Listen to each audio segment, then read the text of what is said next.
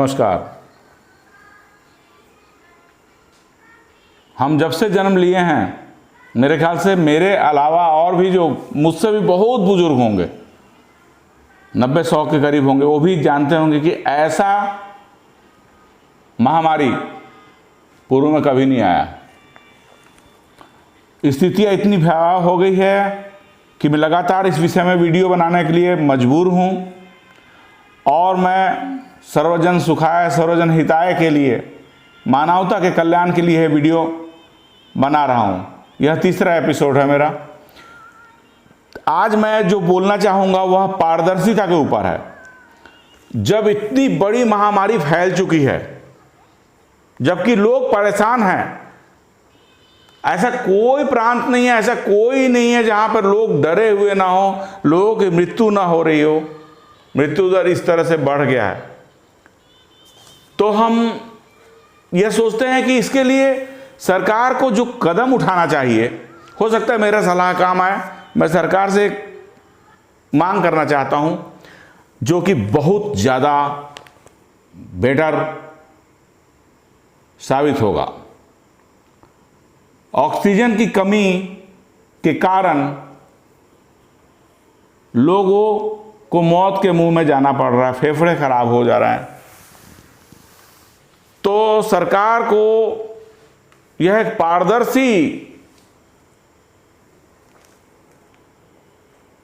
कदम उठाना चाहिए, जिसके अंतर्गत एक ऐप का डाउनलोड ऐप बनाए। सरकार एक ऐप बनाए, वह ऐप ऐसा हो कि विश्व बैंक या WHO, ये जहां से भी हमको सहायता मिल रहा है, सहायता राशि मिल रही है, कितना राशि मिल रही है, सरकार कितनी राशि लगा रही है, सबका एक हिसाब किताब हो।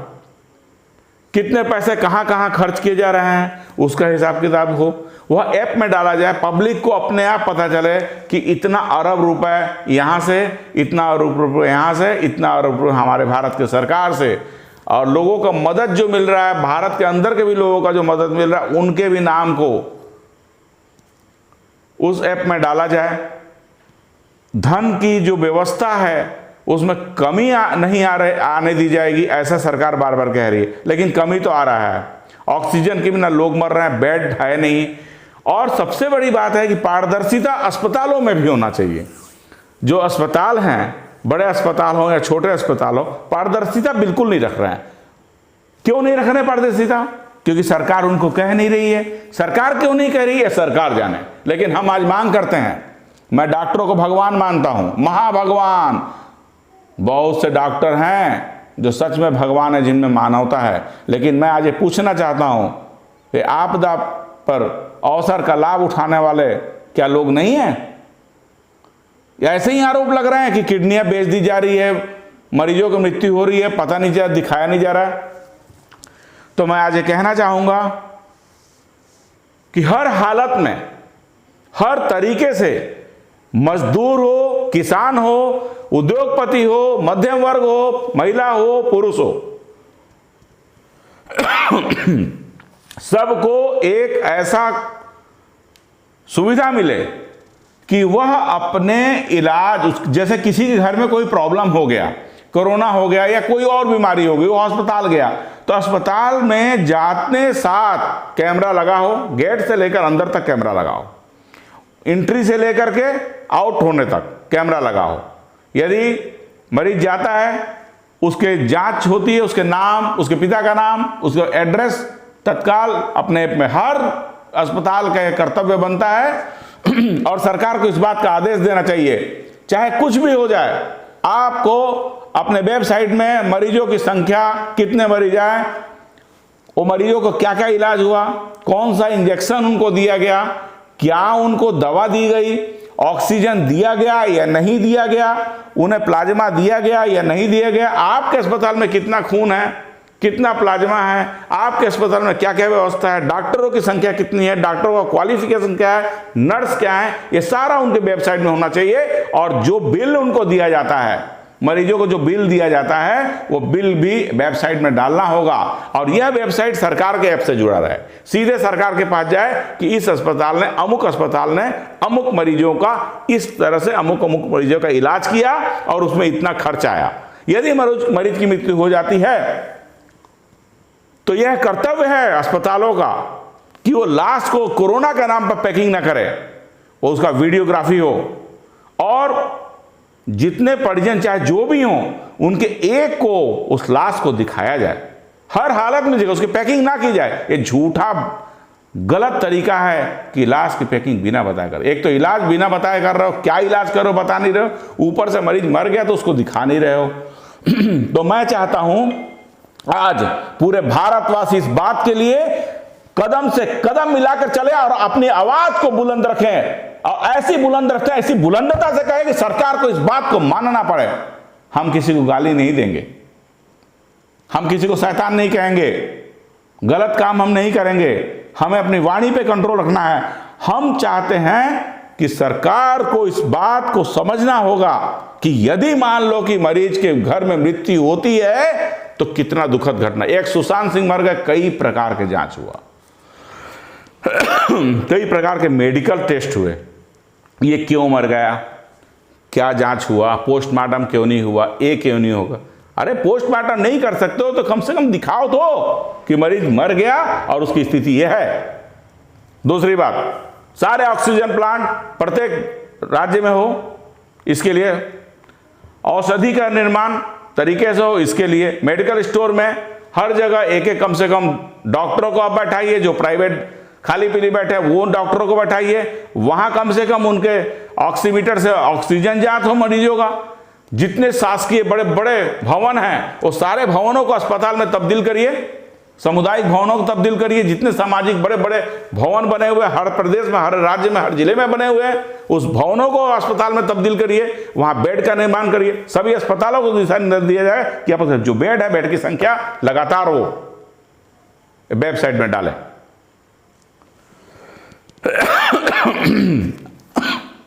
एक बात और, समस्या एक बात का और है कि जब देश में पेंडेमिक लगा हुआ है, आपातकाल की स्थिति है, तो आप आर्थिक आपातकाल क्यों नहीं लगाते, आप स्वास्थ्य आपातकाल क्यों नहीं लगाते। आप बोलते हो कि लॉकडाउन में सब अपने अपने घरों में रहें, आप सेना को लगाइए, सेना उतर के आए, देश के सपूत हैं वो, घर घर में राशन की व्यवस्था किया जाए, लोगों का जो खाने पीने के वस्तुओं की व्यवस्था किया जाए। क्यों कोई घर से बाहर निकलेगा। लोगों की आवश्यकता आज के डेट में बहुत जबरदस्त है। यदि लोग घर से बाहर नहीं निकल रहे हैं तो घर में हवा पी के नहीं रह सकते हैं, ये सरकार को समझना होगा। अब तक तो सेना को बाहर निकालना था, सेना को देश के अंदर सेवा देने के लिए मौका देना था, लेकिन ऐसा सरकार ने अब तक नहीं किया। ना किसी डॉक्टर ने मांग की कि भाई जो लोग घर में रह रहे हैं उनको खाने पीने की वस्तुओं की व्यवस्था क्यों नहीं किया जा रहा है। सरकार के पास 3 उपाय हैं। पहला, जो धन आप संचित रखे हो उस धन को आप तिजोरी खोल दो।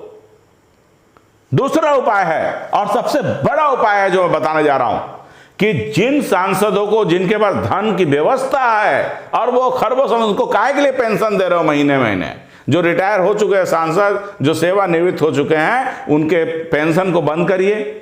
ऐसे बहुत से अधिकारी हैं जिनके पास पेंशन जिनको मिल रहा है, चाहे वो सेना का हो, चाहे पुलिस के हो, चाहे वो किसी सरकारी कर्मचारी हो, उनके पेंशन को रोका जाए।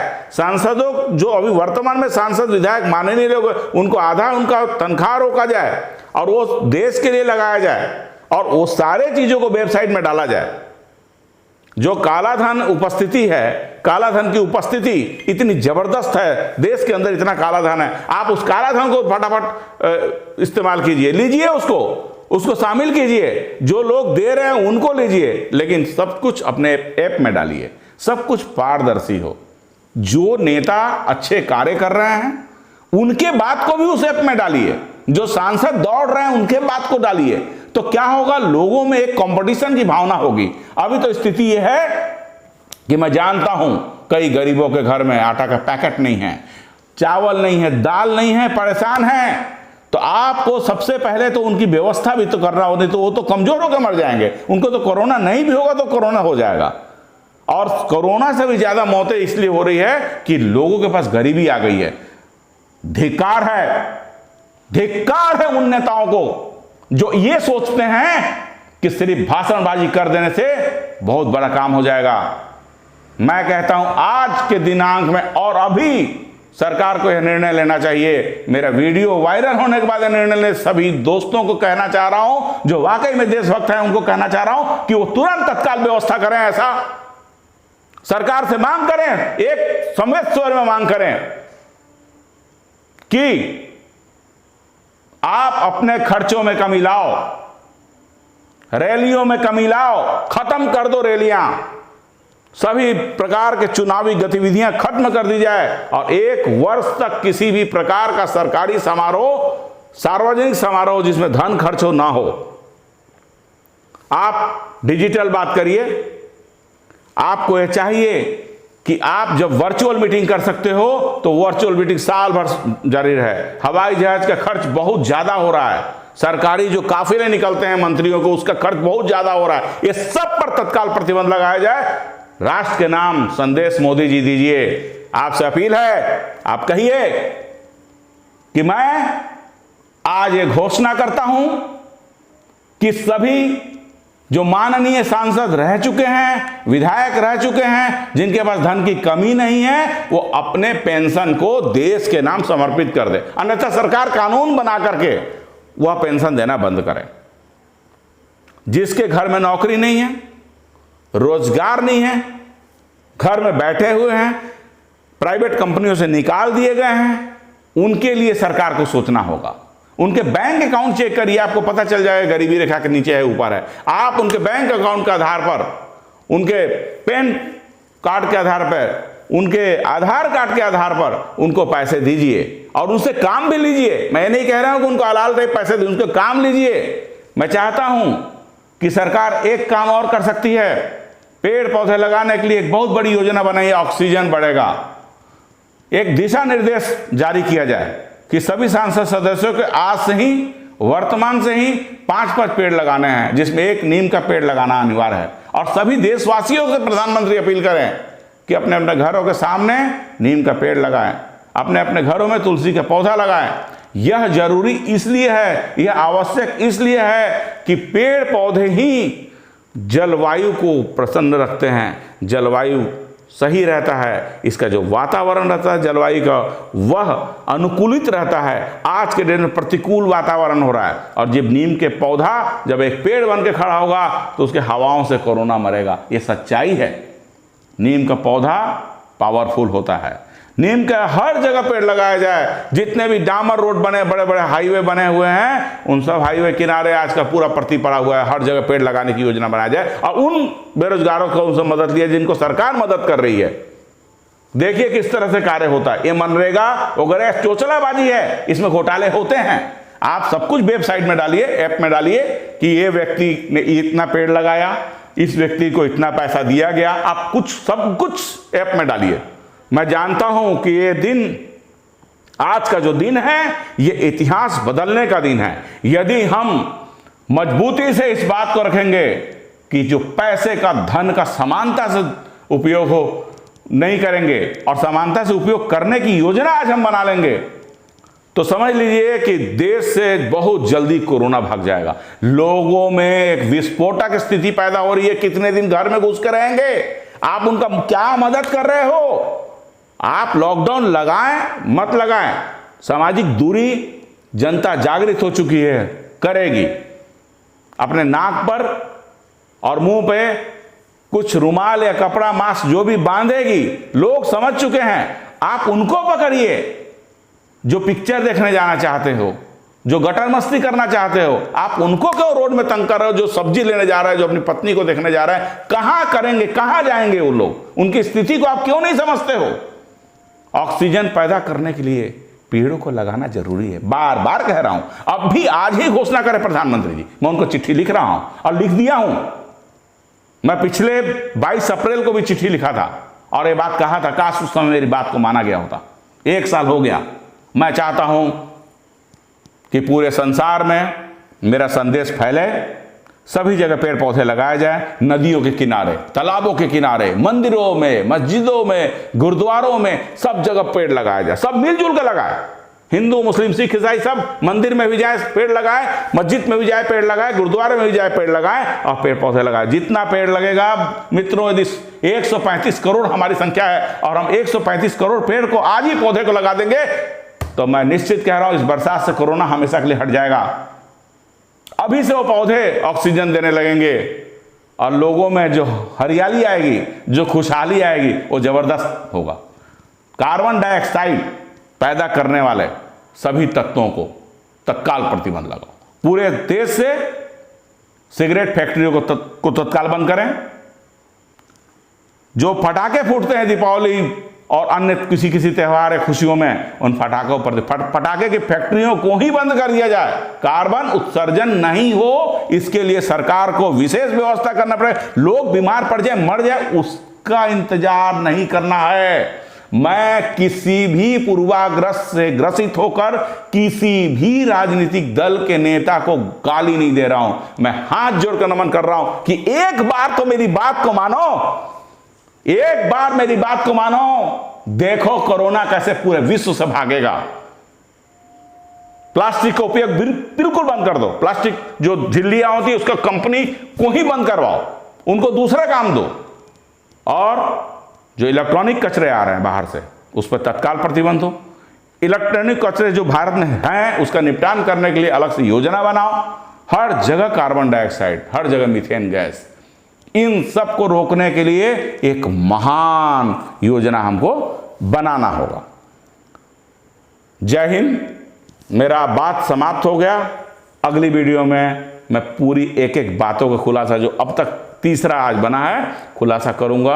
मैं वादा करता हूं मैं बहुत कुछ जानता हूं, बहुत कुछ बताऊंगा। सुन लो दोस्तों, मैं 13 फरवरी 2020 जब भारत में कोरोना नहीं आया था, प्रधानमंत्री जी को चिट्ठी लिख के बोला था कि हे प्रधानमंत्री जी, हवाई अड्डों को लॉकडाउन कर दो, नहीं तो भारत में कोरोना फैल जाएगा। मेरी बात को माना गया होता तो कोरोना ही नहीं फैलता। दूसरा बात मैं बोला था और आप लोग को बोल रहा हूं, सुन लो। एक लहसुन का कली सवेरे खा के कहीं निकलना, गले के अंदर कोरोना नहीं आएगा। मेरी बात को मान के देखना। एक कली, मैं ये बात प्रधानमंत्री को उस समय लिखा हूं 13 फरवरी 2020 को, ये लिखा हूं मैं, रजिस्टर्ड भेजा हूं मैं, इसलिए मैं आप लोगों को कह रहा हूं। और मैं कुछ चीजें ऐसी बताऊंगा जिससे सही में कोरोना, मैं तो बहुत कुछ बता सकता हूं, लेकिन मैं एक दिन पूरे वीडियो में खुल के इस बात को बताऊंगा। लेकिन दोस्तों, आज से लहसुन खाना शुरू कर दो। जय हिंद।